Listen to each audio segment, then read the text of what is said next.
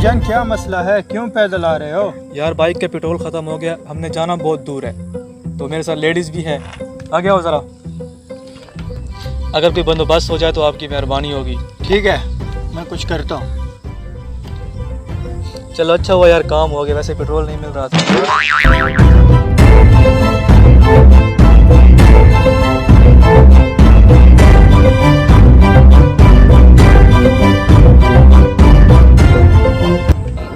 आ रहा है, मुंह पे करो ज़रा, जल्दी करो। ये ले भाईजान, शुक्रिया भाईजान। पैसे। पैसे हाँ बिल्कुल देता हूँ।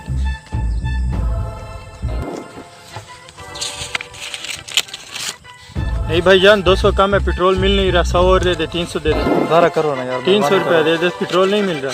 ये लो।